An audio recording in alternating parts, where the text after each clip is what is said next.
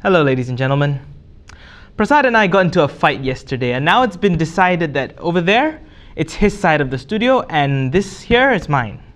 And since he's the producer, he can dump stuff on my side, but I can't even touch his. Otherwise, he says he'll replace me with someone less competent. I don't want to lose my job.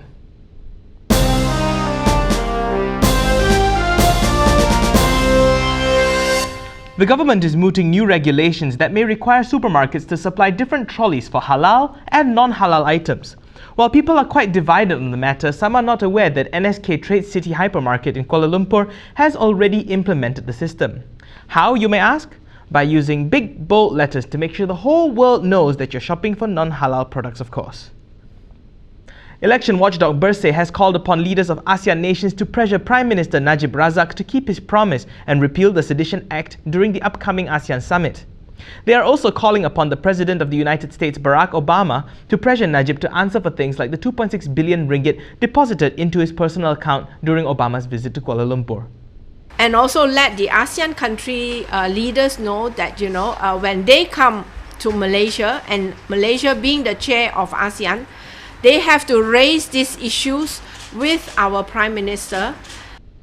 The text of the Trans-Pacific Partnership Agreement, or TPPA, is finally out. But before you jump on it, pour yourself a coffee or 10. It's a few thousand pages long, so here we go.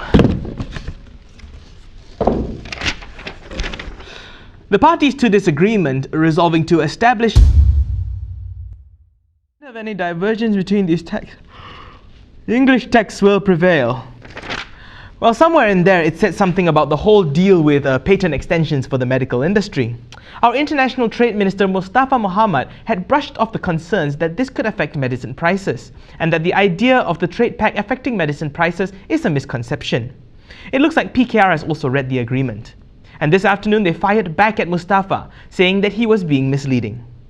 As members of the TPP caucus, we urge the Minister to come clean and explain in layman terms so that the rest of Malaysians can understand why the government has agreed to all these extensions, so that Malaysians can brace and prepare ourselves to forcibly face death or a lower quality of life if we cannot afford our medical bills. Azman Mokhtar, the Managing Director of Khazanah Nasional Berhad, has urged the government to invest in sectors that can create jobs for the people. The state investment arm, no, not that one. Yes, this one was the one that did the feasibility study into Bandar Iskandar in Johor and is also involved in the recovery plan for national carrier Malaysia Airlines. So, we make sure that we don't just make money, which of course that's important, but we make sure that we create jobs, for example. Therefore, we choose to do theme parks, we do EdiCity, we do Pinewood Studios, but also to do it in the right way, because if you do the right thing but in the wrong way, benda tu tak jadi kan. So that's your execution skills, also the right governance. And that brings us to the end of our fact sheet today. What do you think about separate trolleys for halal and non-halal stuff? Let's talk about it in the comments. Keep the likes coming and don't forget to subscribe. I'm Daniel Anthony. Thanks for watching.